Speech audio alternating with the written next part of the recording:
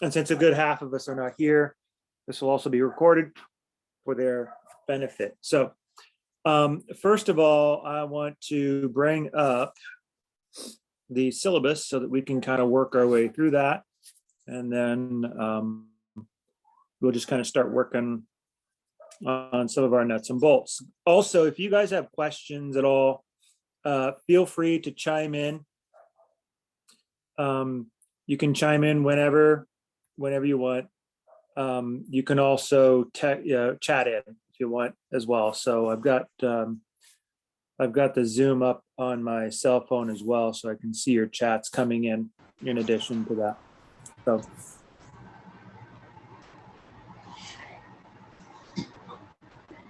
I'm going to go ahead and share my screen.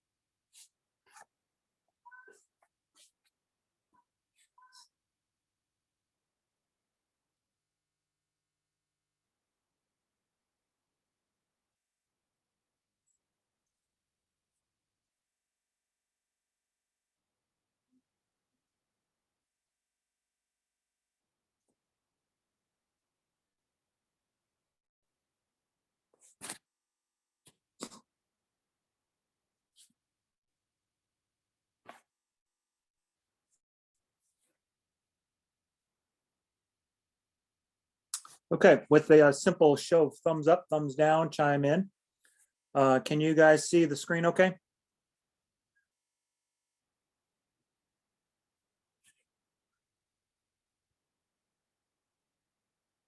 Yes. Excellent, thank you. Okay, so first of all, let's go ahead and dig in. So this is going to be Bio 1111.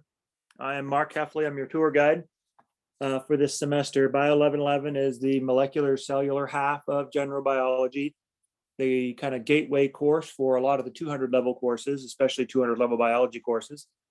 And so we're going to be looking a lot at kind of some of the foundational principles of biology, kind of going into cell biology, and then a lot of sort of cellular mechanisms and things like that. So we spent a lot of our time at kind of that molecular cellular level. The good news is, at least for the 10 of you, is that you have successfully achieved the first task of the semester. That's that you have found the right place and the right time for our particular class. So lecture, of course, is going to be at this time, 2 to 4, every Monday and Wednesday. First of all, there has been a change in our room. So we were originally supposed to be in 1117 in the science building. However, that last cold snap that hit us pretty hard over the break did some damage to the building, and that hallway that our room is in was flooded, including our room. So that room is largely torn up. The technology was damaged by water. It's going to take them a while to fix it. So we have alternative sites. Our room will be actually still in the science building, but it'll be in room 1019. You might want to write that down. There is signs on the door of 1117, so directing you to our alternate room. And we're not sure how long we're going to be in that alternate room. It could be a little while. It could even be all semester. It depends on how quickly this process moves and how bad the damage is. So we're not quite sure. So just assume that we're going to be in that 1019 room for a little while. So that's the only minor change that occurred to that particular piece to lecture Monday and Wednesday. Labs are going to be on Friday, so we should be good for labs. And that's the same time, so 2 to 4 o'clock. I know not the ideal time. Many of you probably would have preferred not to take this section because nobody wants to be busy at 4 o'clock on a Friday. However, it's at least not 6 o'clock on a Friday. But we'll have pretty much a separate day for lab, which has its benefits. So the start day for the semester was the Tuesday. So that was yesterday. And all the Tuesday sections were able to meet. The end of the semester is going to be the 8th of May, which is a Monday. And since we are a Monday, Wednesday class, that is going to be a business day for us. So that's probably going to be an exam day. That'll likely be when we take our last exam, is on that Monday. For those of you who are kind of taking a look at this class and you're not sure whether or not you want to attack 1111 this semester, maybe perhaps you're looking at your schedules or your load perhaps, and you're thinking, well, this might be a bit too much. I want to try this one, maybe a different semester, maybe summer or fall, when I've got maybe a little bit more room for it, and you're kind of in that shopping mode. If you are looking at that decision of dropping, you want to do that by the 3rd of February. That's your census date. That's the last day that you'll have to drop and get your refund. If you have, however, persist after that, then your withdrawal date is going to be April 17th, which is a very generous date. You've probably accomplished the overwhelming majority of the actual course by April 17th. So you should have a pretty good idea of how things are going by that time. So in terms of instructor contact, the best way to get a hold of me during the semester, or anytime really for that matter, is by email. If you're in the neighborhood and you're like swinging by the office or whatever, and you want to drop by, and feel free to. I may or may not be in the office. I've got a pretty heavy teaching load this semester, so I'm going to be in the classroom a lot with students. If that's the case, you can email me. If you do email me, make sure you email me at the ccd.edu email, because that's the email that I have open everywhere. That's the one I have open in my office all the time. I have it here at home. It's the one that I communicate with all of my CCD colleagues with. This is my main email, so I see it all the time. Don't or refrain from emailing through D2L. If you email through D2L, it'll take a long time for response because I don't spend a lot of time on D2L. The only time I'm on D2L is when I'm uploading resources for you guys or doing postings for you guys. And then I'm off. So I don't really see those emails when they come through on D2L for quite some time. Actually, there's probably a better chance that you'll see me in class before I see the email if it goes through D2L. So make sure you send your emails to the ccd.edu address. If, however, you prefer to call, or you're in a space where you only have the ability to call, you can feel free to call my office number, which is that 352-6432 number. That'll ring into my office. But again, like I said, if I'm in class, which I'll be a lot, that may not, I'm obviously not going to be there to pick up. If you do call, make sure you leave a message. And the reason why I want you to leave a message is because what happens when you call and you leave a message is CCD will record your message and will send it to my email as a WAV file. And then I'll be able to actually hear your message wherever I am because it comes to my ccd.edu email. And so I'll get it. Now, one thing I want you to be aware of is even if I hear your message, and a lot of times students will just leave their cell number or something like that. One thing you need to be aware of is just as a matter of principle and a matter of personal policy, I will never contact anybody from my personal contact sources. So if you want me to call you, it'll have to wait until Monday. So I will never call you on my cell phone. I will never call you on my home phone. And I will never call you or email you from my personal email. I only use official CCD curated sites. So when you leave something like that, just like if you call me on a Saturday or something like that and you leave a message, I'll hear it, but I probably won't respond to it until Monday, when I can use either my office phone or something like that if I need to call you, or I'll use my CCD email, or I will use, that's the one time I'll use the D2L email, is if it's emergency, then I'll send a D2L email and say, listen, relax, it's okay, we can deal with this on Monday.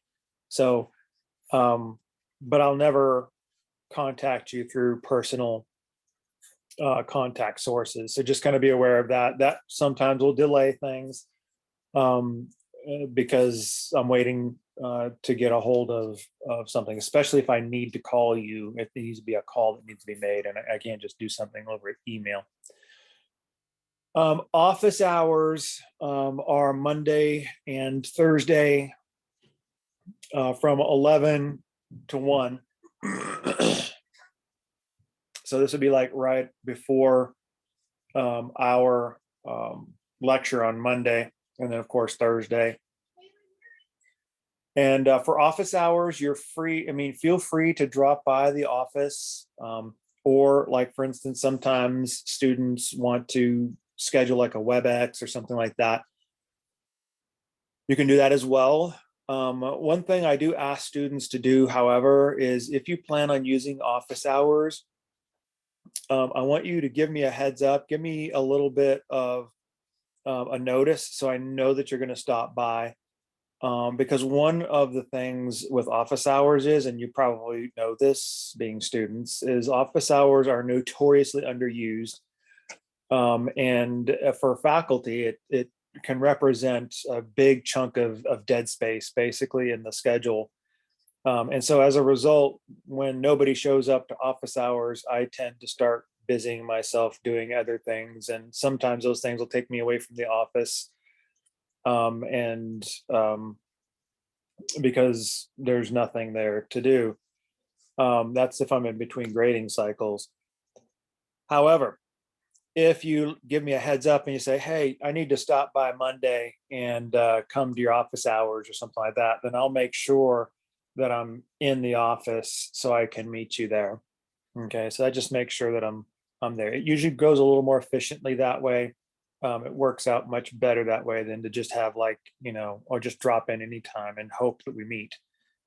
So just kind of be aware of that. For the most part, probably most of you will be able to get any kind of office hour business done just like within our normal business contact, in either in class or between class and labs, or in and around the lecture or things like that. There's lots of little pockets of time that are kind of existing in those areas where a lot of students will be able to get most of what they need accomplished. But if you need more time or more extended work, then we want to set something up so that we can actually make sure we make good use of the time. Any questions on instructor information or the basic logistics of the class before we head into required materials, which is always a fun discussion?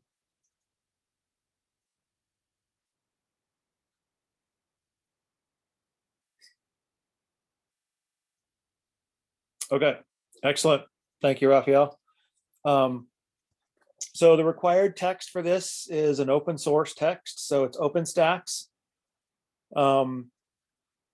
If you've spent any time on D2L checking it out, in the content area, you can see you've got everything there.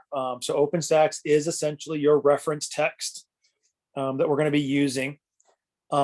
The alternative to that, and it's totally optional if you wish, some students like more of a book in the hand kind of a thing, and that's fine.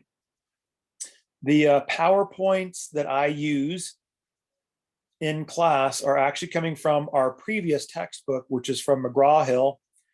It is Mason Biology, and it's 3rd edition. It's a book with the picture of a lion on it. And I still use that book for my personal reference. And I also use that for our PowerPoint slides. Those are the PowerPoint slides that we go through. And so that will be coming from Mason. Some of you, if you want a Mason textbook, I mean, you can probably pick one up for cheap, either on like Amazon, or you could even get a second edition textbook if you so desire. But the OpenStax reference material is sufficient for our purposes, along with the PowerPoints. So those are our two main sources for you guys in terms of textbooks. So we're trying to keep the textbook situation as low impact on you guys as possible, because my guess is the last thing you guys need is to spend another $250 on a textbook that's only rarely opened. I know it works. I've been there. The other thing that actually is required that we do need to get is the lab manual. The lab manual is an in-house production, so we actually have wrote it. So our chair and lead for General Bio, Fleur Farrow, wrote the lab manual, and it is actually in the bookstore. This is the only place you can get it, is in the bookstore. And so there should be copies there. My section yesterday was able to actually get a hold of quite a few copies of it. So they should be there on the shelves. So just look for the Bio 111 or Bio 1111 lab manual by Fleur Farrow. So that's the title of it. You should see something of that nature. And that would be it, the one that we need. Now, in my earlier section today, some of my students were looking up the ISBN that's published here, and they were not getting the correct match. There's some confusion of the ISBN. I would suggest just go to the bookstore and just pick up the lab manual that is there assigned for General Bio 1111. If you have any questions as to whether or not the lab manual that you're looking at is the right one, take a screenshot of it and just send it to me. And I can tell you pretty quickly, it's like, yeah, that's it.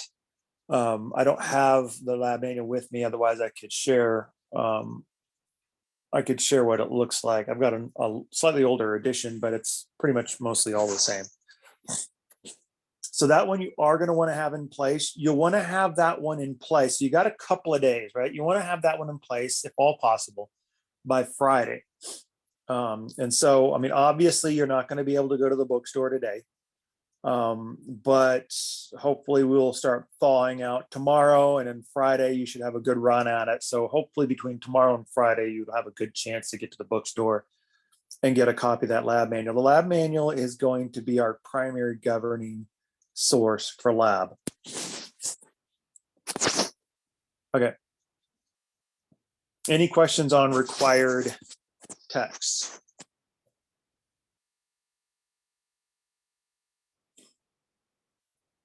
Or are we still good?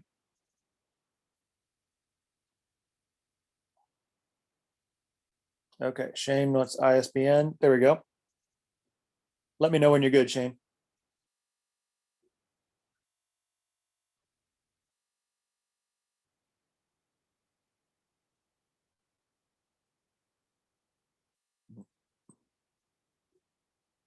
Okay, excellent. So on the next page is our course calendar. This is the course calendar that all of General Bio is following. Obviously, this first week, we're going over the syllabus review and things of that nature. It also has the lab exercises that we're going to be doing this week. So on Friday, we're going to be doing lab safety and orientation, and we're going to be starting the metric system. So that'll begin on Friday. And then we'll just start with chapter 1 and just start rolling on through. The one thing I do want to sort of advise, because I always get, a student who's very, organized and that sort of thing, is that the textbook chapters here and the order of the topics here is only a series of events. It's only intended to show you what order of the topics and what order of chapters we're going to be going through. It's not intended to be like an appointment. So like, don't go to like February 27th and say, oh, we need to be starting on structure and function of plasma membranes, right? That's not the way this document reads. This is not an appointment. It's basically, we're going to start off on chapter 1 and we're just going to start rolling through the chapters. And on February 27th, we may or may not be on chapter 5. We're likely going to be on chapter 4 still. So that is not like, an appointment book. That's not what this is supposed to be like. And the reason why I always mention that is because as we go through these chapters, different general bio sections will struggle with different topics. And when we hit those little sticking points in the semester, we have to tap the brakes. And so it may be that we need to spend a little bit more time in chapter 3 than what we have scheduled here. It may be that other sections may need to spend more time in chapter 2. We're not even starting chapter 1 this week, so we're already behind. This is, by the way, this is an extremely optimistic schedule. So this whole storm thing has already put us behind. So just don't look at, don't stress out about like, oh my gosh, we should be here right now. Don't do that to yourself. This is not to be read that way. This is just an order of events as they occur and the chapters that we're going to be taking. The other thing I want to point your attention to is down here where it says chapters 6, 7, and 8. Notice next to that, it says take home. These 3 chapters, so chapter 6 is metabolism. It's like an introduction to energetics and energetics principles. 7 is cellular respiration, and 8 is photosynthesis. So these together, I refer to as the energetics chapters. And these chapters I do not cover in class. We cover them outside of class in the form of a take home. And so what I have are the lecture videos posted on the content tab for you to go through. So the lectures are already posted. And then that allows you to be able to unpack these chapters slowly over time. And you have a take home that you'll have to do wrapped around these chapters. Usually I'll give you guys a take home within a few weeks, usually like around exam 1-ish time frame. And then you'll have all semester to do it. The idea of the take home is for you to chip away at these energetics chapters, to sort of work on them a little bit at a time, at a much slower pace, take it slower, dig deeper, and then it's due basically the last day of class. So you have pretty much all semester to do it. Now, every single one of my classes that I teach, all of them have a take home in it. And here's the reason why I do it. In this particular case, the reason why I do it is because general bio historically, when students have gone through general bio, what I saw was a common pattern when I taught 6, 7, and 8, the energetics chapters in class, and we had an in-class exam on them. What I noticed was that these chapters largely would be covered in time to basically fill up the content for exam 3, which you can see here is in April, about mid-April. So at this point, you're less than a month away from the end of the semester. And what I noticed was that students, regardless of their performance, right, regardless of whether or not they were really good students, middle of the road students, or failing students, the pattern was the same.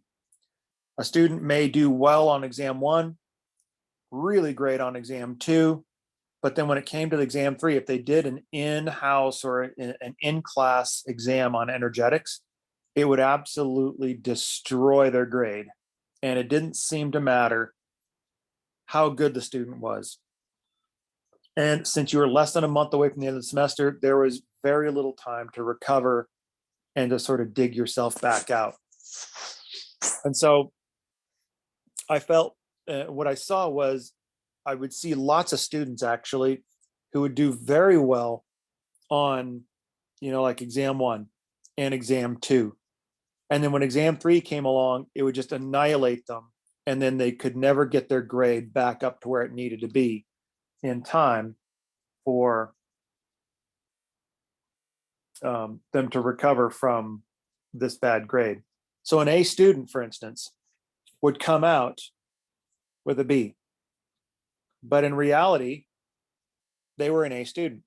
It's just this one set of topics that happened to nail them. And so I didn't feel like that was a reflection of what this student could do, right? Because largely this here was an A student and they came out with a B. And all that B basically said was that the energetics topics nailed you. It didn't really describe how good they were at biology. That's unfair. And so what I decided to do is energetics is important. It's critical information for bio. So we have to cover it, but we don't have to cover it in class. So what I wanted to do is take the energetics content and spread it out over the semester to give you guys more time to digest it and learn it. And that's the reason why it's a take home. Okay, there's a philosophical purpose for it. Any questions on the schedule?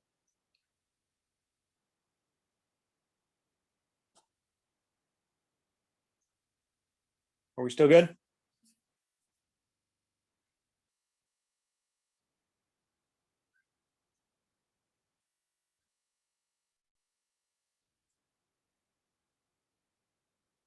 All right, at this point, I probably put you guys to sleep already.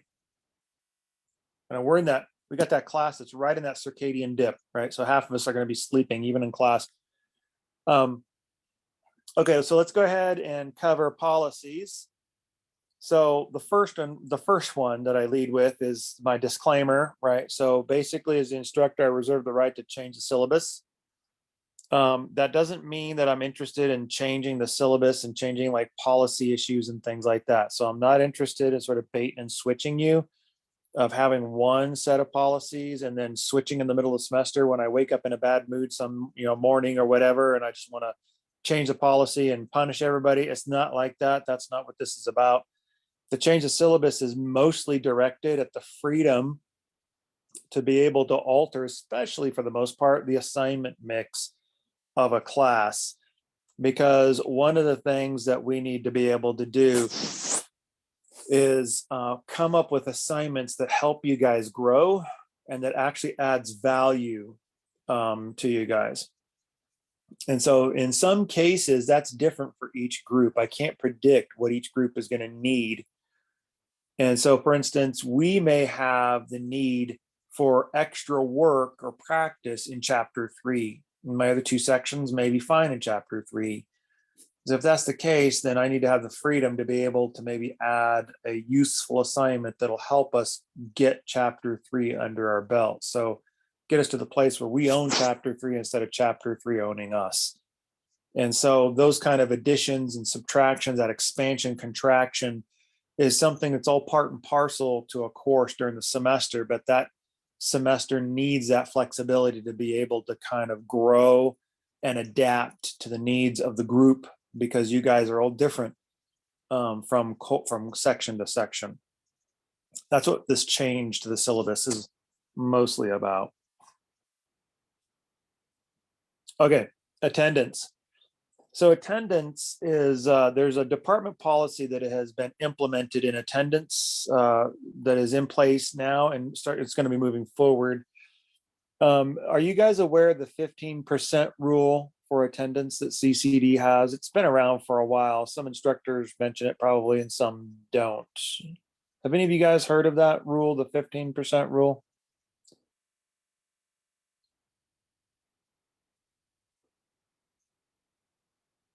So some of you have,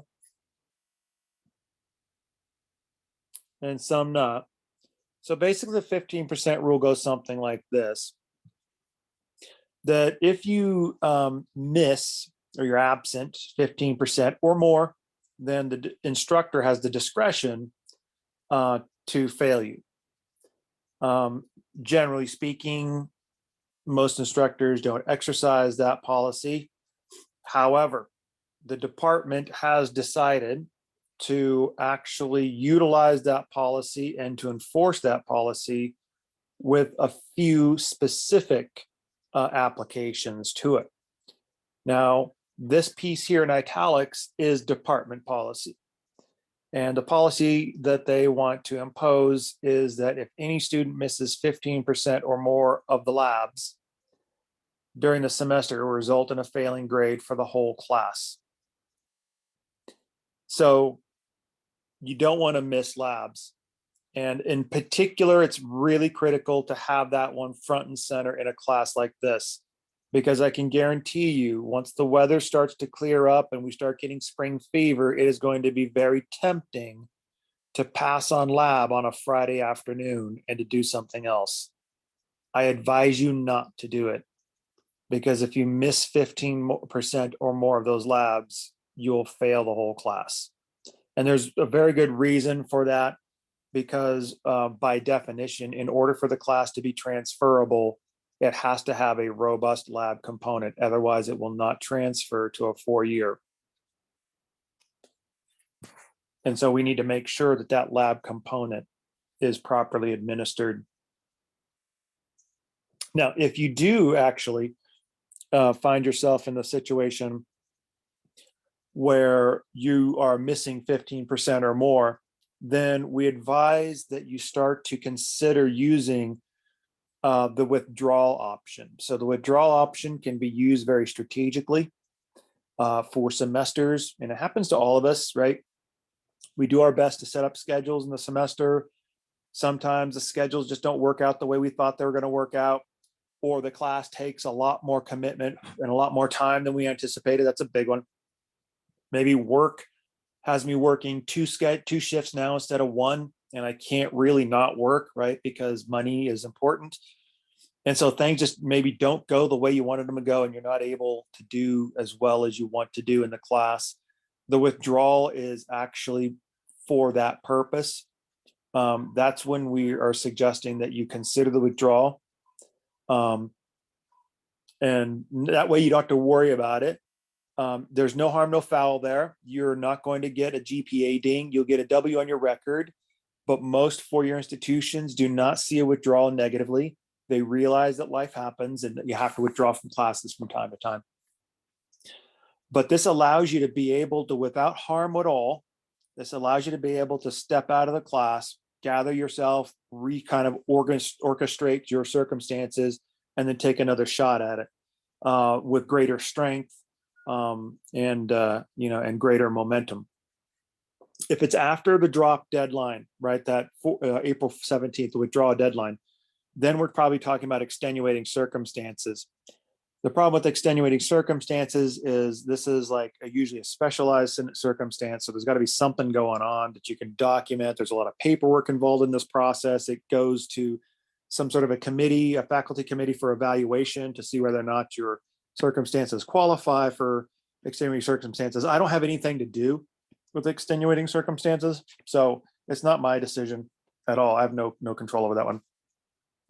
So that one can be a little tricky, can be a little difficult because of the extra work that's required for it. But if life kind of swallows you whole and it's after the deadline, then sometimes extenuating circumstances is appropriate. So those are the two that we advise you to take a look at if you're starting to miss 15% or more of those labs. So any questions on attendance?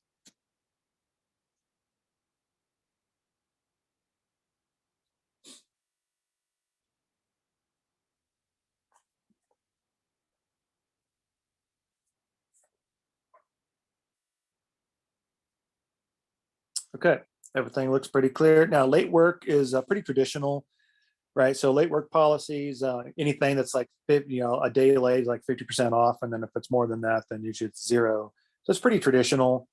Honestly, with due dates, I can be fairly flexible because I do realize that sometimes, if we're kind of slowing down in the schedule, we got to sort of manipulate or sort of move the due dates around a little bit so that we can have a chance to actually do assignments and stuff like that. So a lot of times, if something is in trouble there, just kind of let me know. And I mean, that's something that's workable.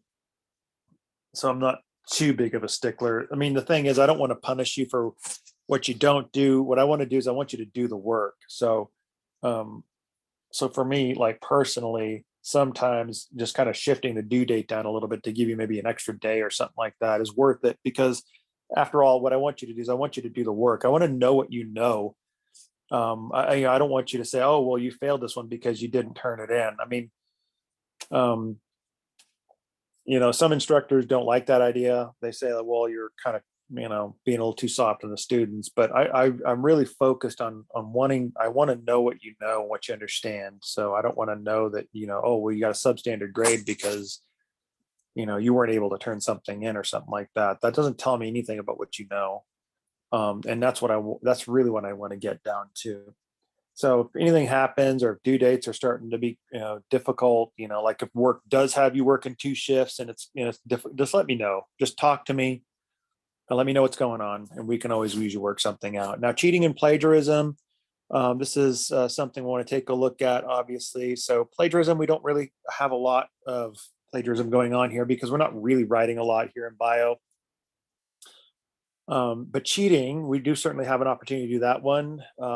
Usually I try to help you out with that one by giving you alternative versions of the exam. So when you're sitting next to somebody taking an exam, they're not taking the same exam. So their exam is going to be different. So if you try to cheat off of them, you'll fail because you'll be copying down all the wrong answers. Generally speaking, most instances of quote unquote cheating oftentimes are sometimes unintentional. Sometimes students don't realize that what they're doing is cheating, or maybe like when they're thinking, they're kind of just their eyes are wandering around. They're just trying to think, and then they kind of see something they shouldn't, something like that. So there's a little bit of grace for that one. I can usually tell pretty well if it's something that's flagrant and intentional versus not. Generally speaking, the flagrant intentional forms of cheating are pretty rare. But when I do see those, the reaction is typically pretty swift and it's fairly unmerciful. So just to kind of give you an example of what I mean by flagrant and intentional and how my reaction went. I'm going to give you an example from anatomy and physiology. So in one of my anatomy physiology classes, a student who was during a lab exam, a student actually had on her phone a picture of the model that was on the exam. And I kind of watched her for a little bit and just kind of nonchalantly just kind of wandered around the room, pretending not like I didn't notice, so I could actually see directly what was on her phone. And what I basically did was I just pretty much walked up behind her and I grabbed her exam and I told her, "You're done." Now, when it gets to that point, there's no negotiation. As a matter of fact, the more you argue, the lower your points go. As a matter of fact, when it comes to cheating, the discretion is given to the faculty by the institution to assess penalty for whatever range they feel like is appropriate. It can be as negative as a 0, a complete failing. Faculty can even drop them a letter grade in the class. So it can actually get very, very punitive. Faculty are given that freedom. In this particular case, I gave her a point reduction. She argued. I gave her a bigger point reduction. She argued some more. She got an even bigger point reduction. And at some point I told her, "Listen, you need to start arguing before this becomes 0, because I'm actually trying to be kind to you. I could fail you outright," which is true. So when it comes to that, don't argue. Just throw yourself on the mercy of the court and hope for the best. So that's an example of a flagrant violation. And so that's very rare, but typically there's not a lot of mercy when it comes to something like that, because that's intentional dishonesty.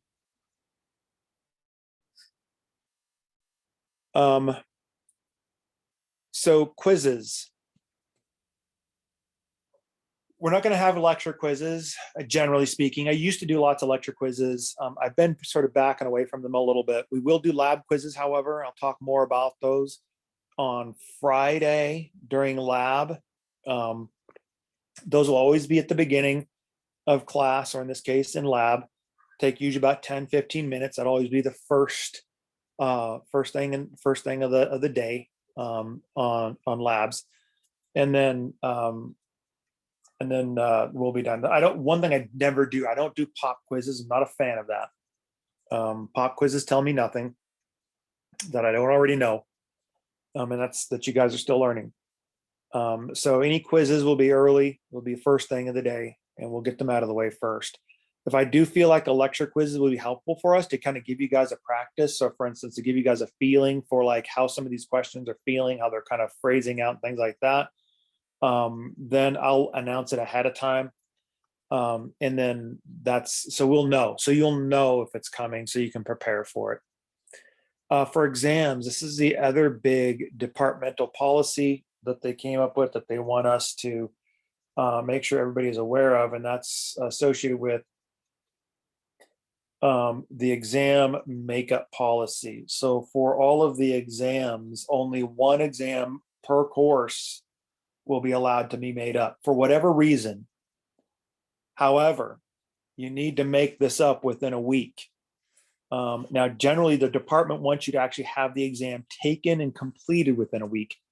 However, I know that sometimes things can get a little sticky and tricky. And as long as you're working with me to try to get this exam taken care of, I'll give you grace for that. So here's an example. Imagine that you had a relative die and you had to leave the country, and you weren't able to get back for like 6 days. So let's say we took the exam on a Wednesday and you weren't able to get back until the following Tuesday. That's like day 6. Well, the chances of you being able to actually do the exam within less than a day is going to be pretty hard to accomplish. But if you talk to me and you start working with me to try to figure out like how are we going to plan this out, how are we going to manage this, how are we going to set this up and get this taken care of, then I will give you grace for that 1 week, even though you'll technically take the exam greater than a week out. If I don't hear anything from you within a week, then you'll get a 0 on that exam. That's a violation of the 1 week rule. So that's basically it. So you have one makeup per class for any reason. That is only for lecture exams. For lab practicals, because they are practical, there are stations that are set up and that have to be, there's a lot of labor in it in terms of setting up a lab. So like microscopes and stuff like that, experiments and things of that nature. So because of the labor intensiveness, there are no makeups for lab practicals. They're just logistically and physically impossible to make up. They can't be redone. There's just too much involved in a lab practical. So that's one thing you want to make sure you circle on your calendar, redline it, and try to make sure that you can get there. Now, for 100 level courses, which is us, 1111, you're able to make up your one exam for full credits. No harm, no foul. If you miss a second exam, then you'll only be able to get 50% of the grade. And the reason is because if you missed a second exam, then you're looking at missing a ton of points in the semester. Again, that's like the 15% rule. If you're missing a second exam, you're probably needing to take a look at the W option, because there's something else going on in the semester that's keeping you from being able to do what you need to do in the class. For the 200 level courses, you'll be able to make up one exam, but you won't get any makeups after that, even for partial credit. So just remember that for those of you guys who are going on into AMP, which are 200 level courses, that's going to apply to those sections. So just to give you a heads up there. So what are these exams then? So the exams that we got 4 lecture exams. I only do unit exams. I don't do comprehensive. We have our take-home exam, which we mentioned, and we have our lab exam at the end of the semester. Each of these is worth 100 points. So if you miss them, that's a lot of points that you've missed in the semester. So you want to make sure that you are able to make these exams and hopefully do well on them. So let me take a quick pause right there and double check on how you guys are doing. So we went through a little bit there. How are you guys doing? Do you guys have any questions on the exam or on any of the information that we've just sort of laid out here so far?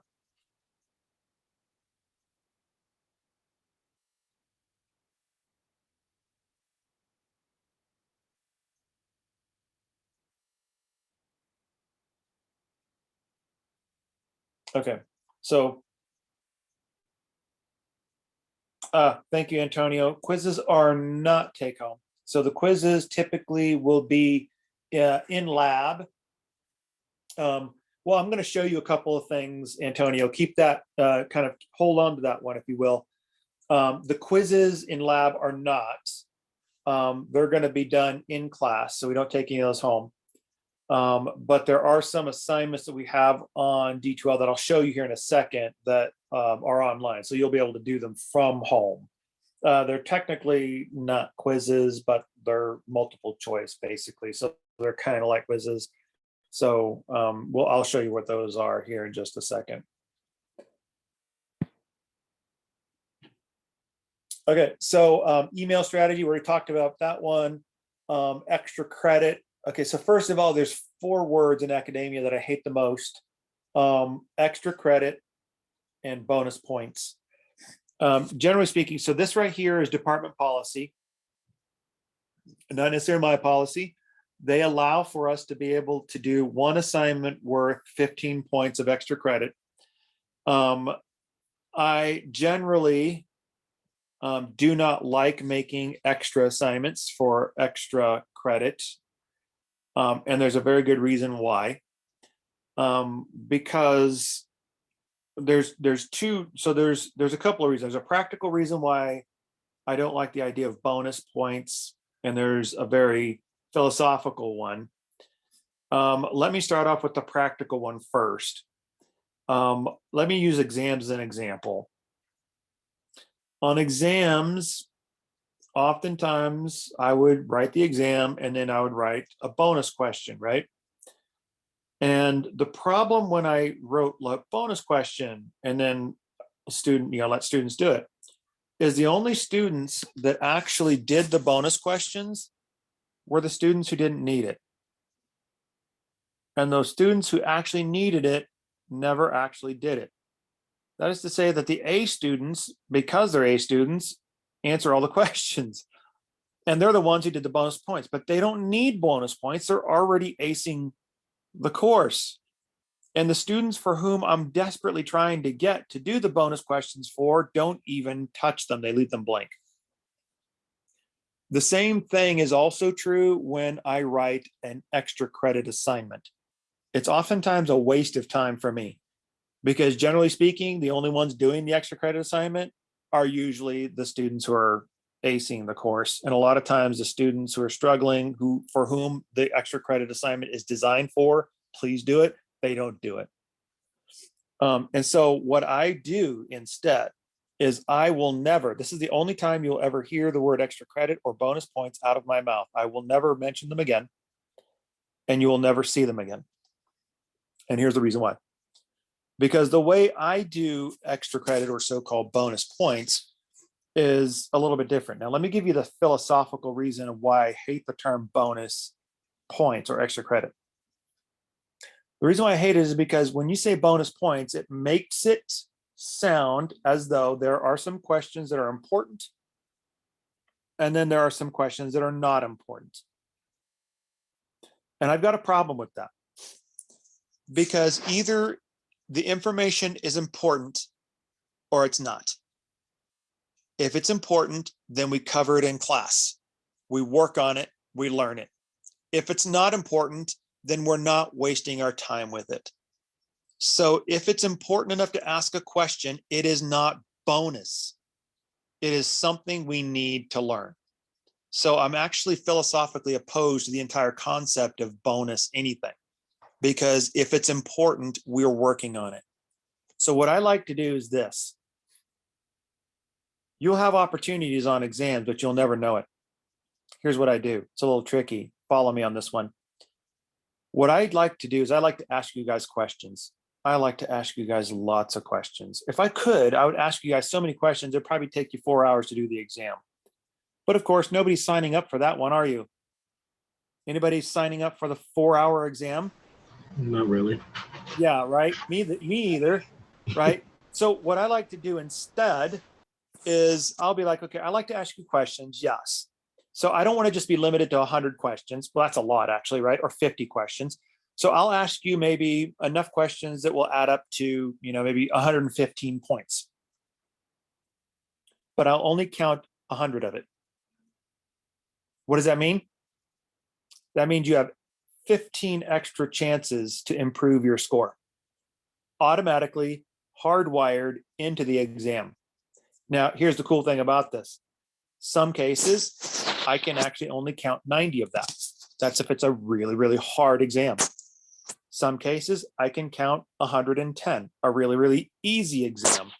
And so your extra chances is 5 on one side and 25 on the other, right? So that can slide a little bit, but it's all hardwired. You will never see a single question that says, oh, this is the bonus question. No, these are just questions. They're all important. You need to answer all of them. So I hardwire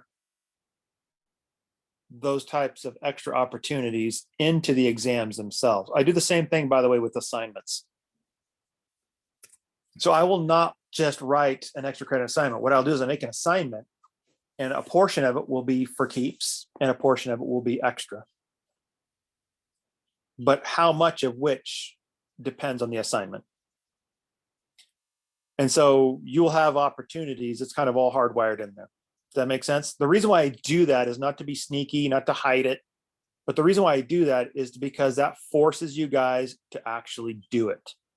That's the only way that I can get students to do all the work, because otherwise they're just punting on those bonus questions, believe it or not. It's like seeing $100 bill on the street and you just walk right by. It's like, what do I have to do to get you to pick up the $100? I have to stuff it in your pocket while you're not looking. Right. So there's that. Does that make sense? So a lot of guys at the end, you'll be like, oh, wait a minute, do you do extra credit? I'm like, we've been doing extra credit the entire time. It's all been there. So I just do it differently, and it's not extra. There's no such thing as extra. So you get extra opportunities. It's all been there. It's all hardwired in there. Okay, so lab conduct. We're going to talk about the lab stuff. We're going to save that discussion for Friday, where we'll do a lot of that lab safety orientation, all that sort of stuff. So we'll do that then. Cell phone policy, because we're going to be meeting on campus, you want to make sure you keep your cell phones relatively quiet. If you need to follow a conversation or a situation that's going on, you can certainly leave the room if you wish to take a call or something like that. There's no problem with that one. So just kind of try to be courteous to others. Just make sure your phones aren't just ringing off the hook. Generally speaking, I think we're savvy enough with our own technology. We're kind of conditioned enough to where we can tolerate a few tweets and tingles and all that sort of stuff from time to time. But when it starts to kind of get pretty obsessive, then it gets a little on the annoying side. So just kind of be courteous to your fellow students, keep it off. If it does get a little much, then I'll ask you to turn it off. And that's kind of that. That's pretty basic fodder. Campus closures, you guys are already wired into that run because you already knew that we're switching to remote today. So you're pretty well rigged there. When it comes to recording classes, you can't record a class unless you have permission from the instructor. For the most part, you won't need to record this class because I will already be recording it. I'm recording this right now. I will be making recordings of lecture. And it's not necessarily going to be from our section. It could be from the Monday morning section. It could be from the Tuesday morning section. Whichever section we have a really good, clean recording on for the chapter content is probably going to be the one that I post. And so I'm going to be trying to post clean recordings that don't have you know, like announcements and stuff like that. So I don't want a lot of that stuff in there, just basic pure chapter content. So you can kind of just focus on the content. And those are the kinds of recordings that will be posted on there in terms of the D2L recordings. So once I actually get to that point. So you shouldn't really have to record because most of what you're getting out of a recording is going to be already given to you just as a matter of part of the class itself. That way, if you happen to miss something, you can always go back and you can take a look at that recording and you can kind of get yourself up to speed. And the recordings are basically YouTube links because nobody has a problem accessing YouTube. And it's a channel. My channel is public, so you can pretty much see any number of recordings from prior classes. It's all out there. I don't really care. So that's that. So that'll hopefully be a good, helpful resource for you guys as well. Point distribution wise, this is kind of like an approximation. So every semester I get students who try to calculate their grade from this. Don't do that. Don't do that. This is just a very, very general approximation, a very general approximation. The only things that are really set in stone are the 4 lecture exams, the lab exam, and the take-home exam. The lab quizzes are pretty stable. We might, depending on the situation, we might have one less exam or one less quiz, rather, lab quiz, or one more lab quiz. The assignments can vary. This is kind of part of that flexibility piece. So those can vary. I can either take one away or add one to it if I feel like it's going to be helpful and useful for you guys. So that's just kind of an approximation of kind of what you're looking at in terms of the overall assignment load associated with the course itself.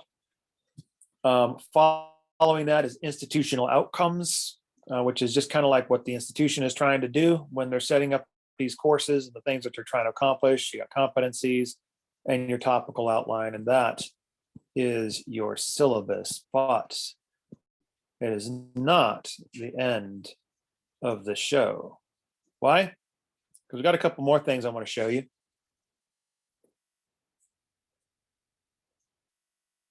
Whatever I just pushed. Okay, there we go.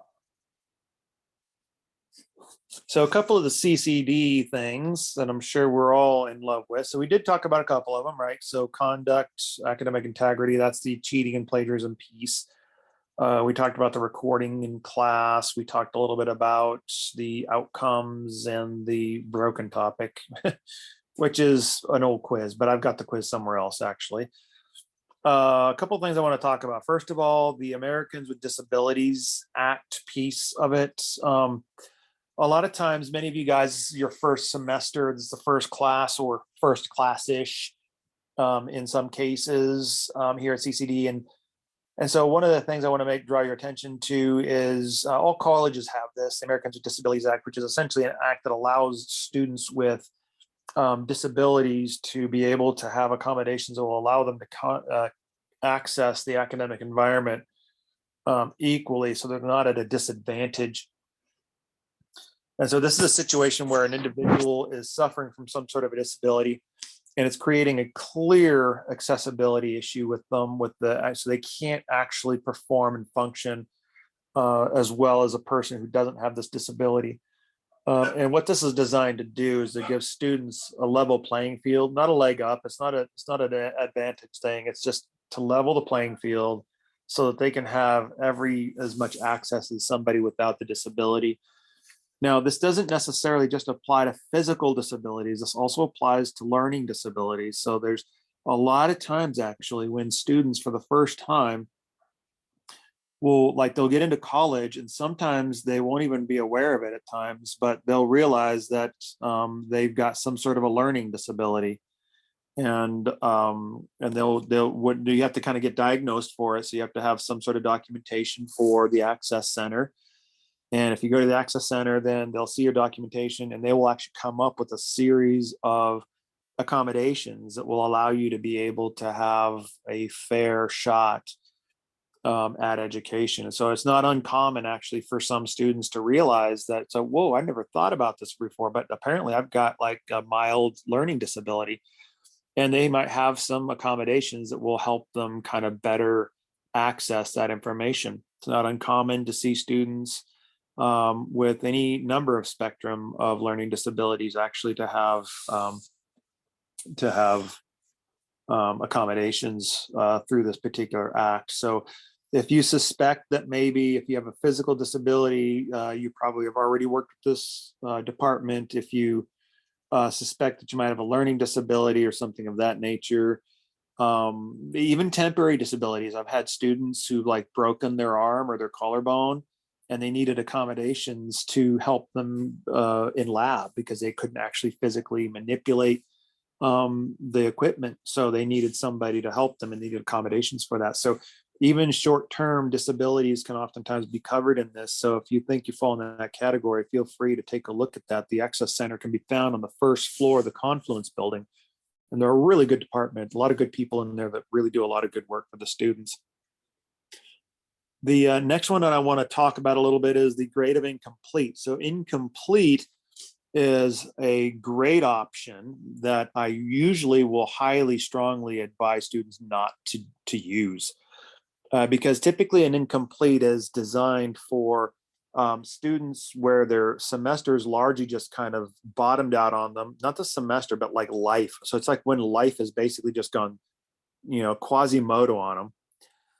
And it's really debilitated them in the classroom itself. Now, in order to get an incomplete, you have to satisfy two criteria. First of all, you have to have completed 75% of the semester. And the second criteria is you have to be passing. So the incomplete is not designed for somebody who's not performing well. This is designed for somebody who's all, for the most part, doing well in the class, but then all of a sudden life just blows up on them and they can't control it and they have to put a pause on their semester. And then the idea is you'll get an incomplete, but the requirement of the incomplete is that you have to come back the following semester, pick up where you left off, and finish for your grade. Now, here's the reason why I advise students not to do this. Because of all the incompletes that I've ever awarded, not a single student has ever come back. And if you don't come back and finish your incomplete, then it automatically reverts to an F. So a student who was before getting a C or a B grade now gets an F on their record. And so that has largely been the case. What I've noticed is that usually when a student gets an incomplete, life has so completely thrown them upside down that it doesn't resolve itself in a semester, and students tend not to come back. That's the reason why I always tell students, listen, why don't you just go for the W, pull out, recollect. You can take as much time as you want then. And then once you kind of feel like you're kind of back in action, then take it again, and then try with different circumstances. That's the reason why I always tell students, try not to do the incomplete. Next one, early alert. So early alert is a system that UCCD uses. And so typically it's like a report card. So we'll say these students are showing early signs of struggle. And we will usually send those early alerts. It goes usually to the advisors. And this is not the punitive thing. This is not a negative thing. A lot of times students will see it as a negative, like we're ratting them out or something like that.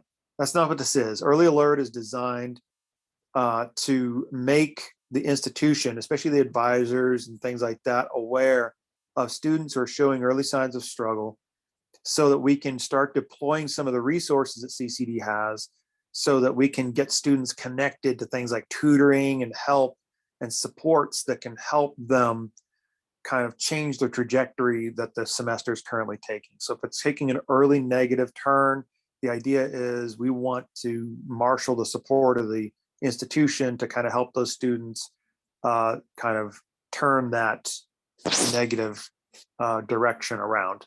And that's what the early alert is for. It's supposed to be a positive sort of a thing.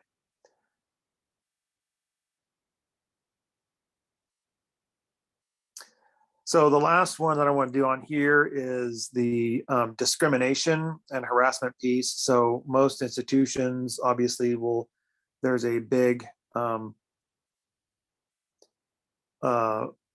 obviously there's a lot, they do a lot of training. We do a lot of training here on discrimination and harassment. We do a lot of training as employees on discrimination and harassment, both sexual and non-sexual harassment. And CCD takes it very seriously. So not only is this discrimination or harassment for monitoring behavior of staff and faculty, but this is also part of the student conduct code that also wires back to expectations of student behavior and conduct as well. So issues of discrimination, if one student discriminates against another or harasses another, then those are all reportable offenses. And there is a Title IX officer on campus for those particular concerns. So if you feel like you've been discriminated against or are being discriminated against or harassed, then there is a Title IX officer who can take those complaints and concerns and start and do an investigation of what's going on. And the institution takes these matters very seriously. It's probably one of the worst things you can do, actually, on campus as an academic dishonesty. So if you do run into that, or if you feel like you're being discriminated against or harassed, then make sure you let somebody know so it can be reported out and investigated. Because otherwise, what's going to happen is if harassment discrimination goes unchecked, then it creates a culture that is very negative and very intimidating, and it's very, very non-conducive to learning. So we want to make sure we kind of get ahead of that. So just be aware of that, and make sure we kind of all do our part to create a good, safe learning environment. Okay, so that is the start here piece. The other thing I wanted to show you is a couple of other things here. So your PowerPoints are under your amazing PowerPoints. So here's all the PowerPoints we're going to be using.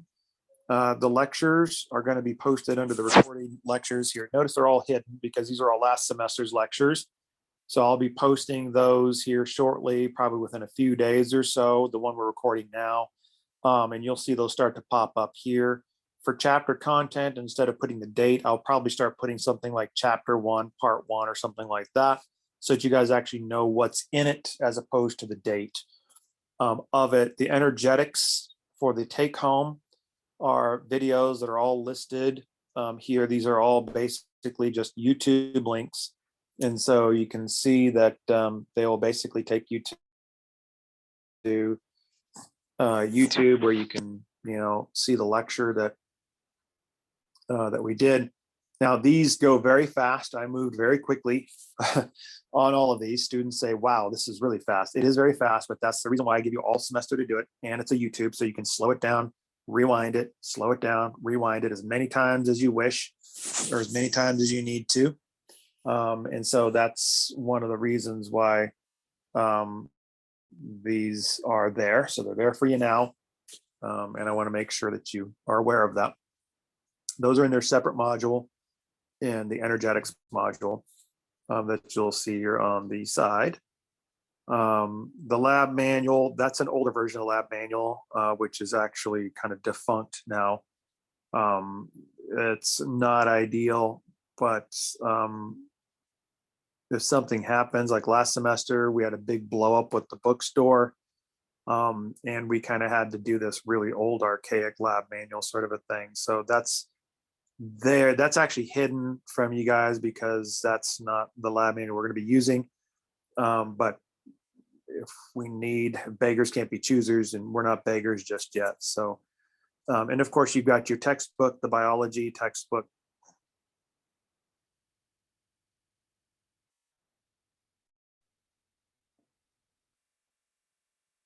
There we go. So you can see here that you got your first chapter here, the study of life. You got a lot of things here in your textbook and your OpenStax. You got slides, you got concept themes, chapter summaries. You got review questions, critical thinking questions. These are all resources for you. A lot of times when I see this, students will ask the question, wait, are you going to assign these? And the answer is no. I can, but for now, no. But what I do suggest you guys do is, as you're studying through the chapters, you're trying to understand the chapters, you should be looking at these. You should be understanding the key terms. You should be understanding the review questions. You should be able to answer these review questions. So I'm going to click on one here. Here's the review questions coming up.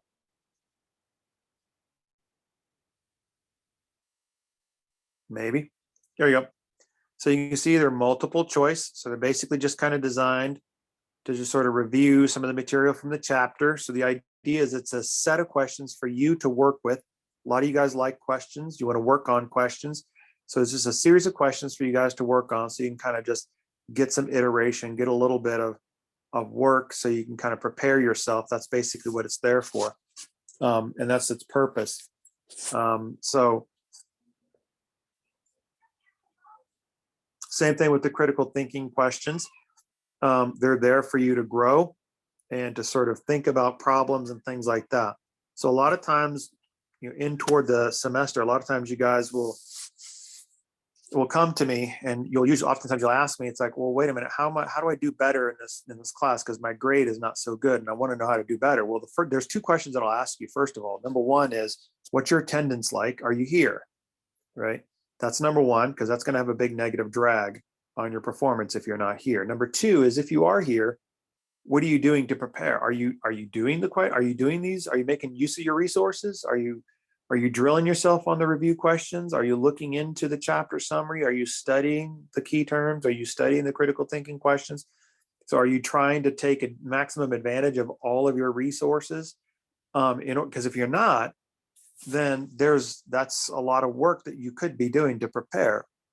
And so I'll ask a couple of those questions as well. So I expect you guys to be in here kind of using these as your normal study cycle to help you guys prepare for the exams themselves.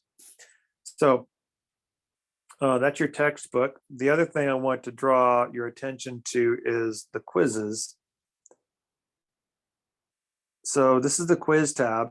You can see my stuff here, but you can see what you can see already are chapter assignments. So these chapter assignments are basically like little assignments that you guys will be able to do. You can see the due dates are adjusted mostly toward the exam cycles. But this will kind of give you a chance to sort of work on some chapter work and also to use to help you get prepared and ready for the exam. So there's two sources now of study helps and resources to help you prepare for the exams. The assignments that are to be found under the quiz tab, and also the questions that are associated with the OpenStax chapter sections. And so those you should be making heavy use of in preparing for the exams themselves. Okay, so Raphael has a question here. When do you recommend for us to start looking into energetics? You can start looking into energetics as early as you wish. The sooner, typically, the better.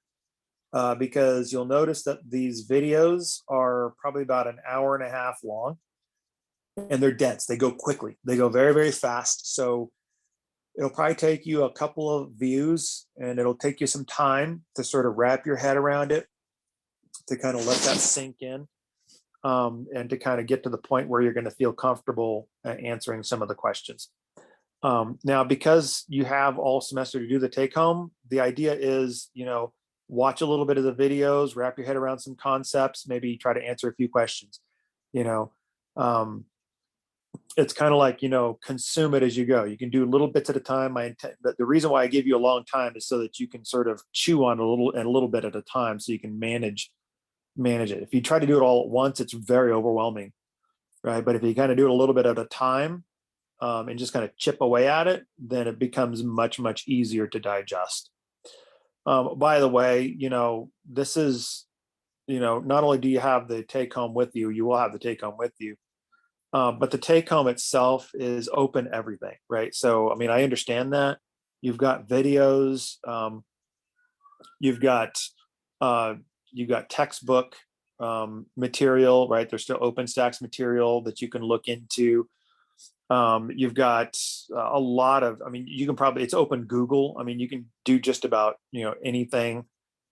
So that's all part of the thing. So don't limit yourself. This is designed to be kind of a working document and sort of a growing process. It's designed to get you sort of thinking about energetics and sort of just slowly chewing on genetics a little bit at a time, sort of over time. Think of it like chewing gum. You don't chew an entire pack of gum at once, or at least most of us don't, right? You chew one piece at a time, but you kind of do it consistently. And that's kind of what we're trying to do here. Just kind of pop one piece in your mouth at a time, chew it really well and thoroughly, feel good about it, and just kind of move on to another piece, but do it a little bit over time. That makes sense?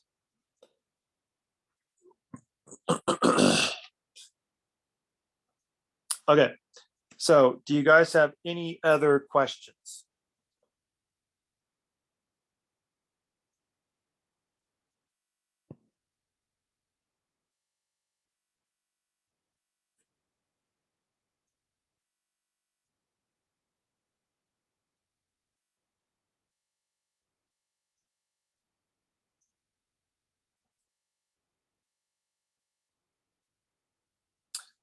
Um, I don't have a picture for the lab manual with me. It's actually in my office, which I can't get to. But what I can do is, let's see here. Assuming everything is a go for tomorrow, which it probably is, I can try and see if I can get a picture of it. Maybe posted to D2L tomorrow, maybe.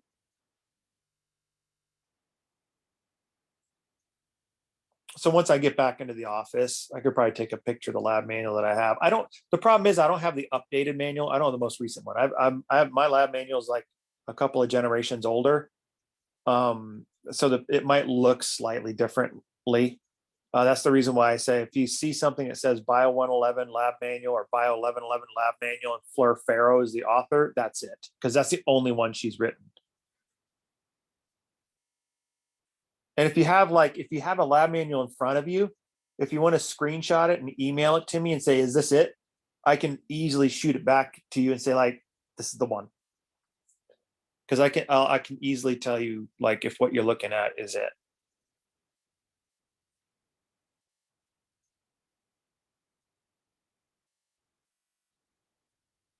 Okay, any other questions?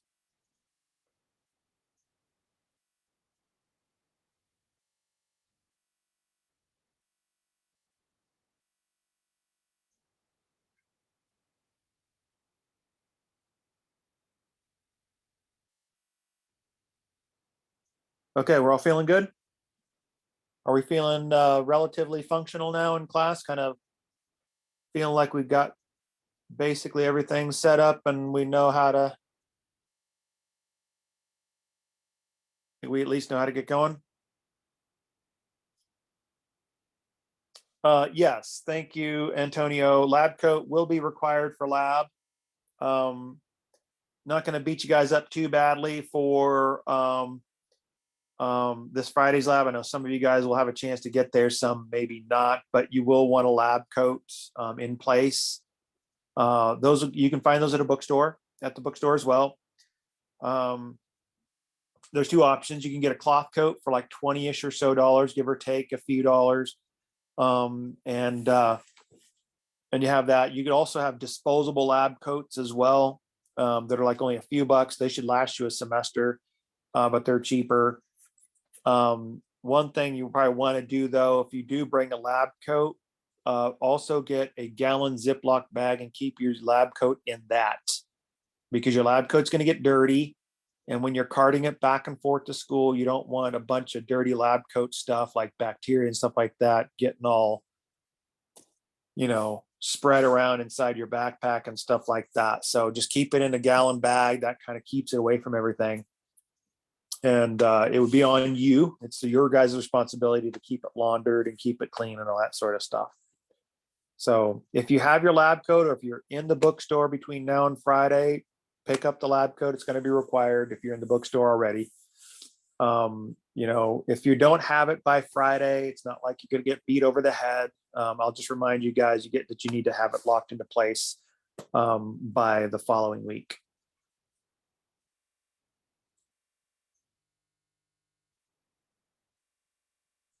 Okay, any other questions?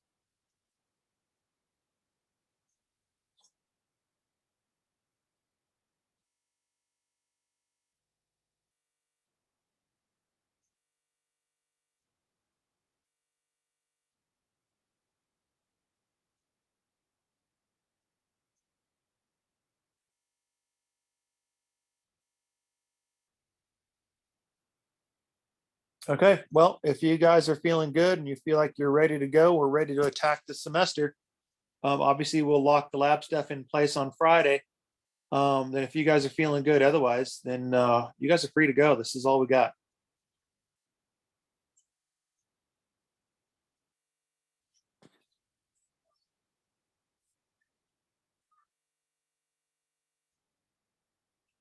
See you guys Friday.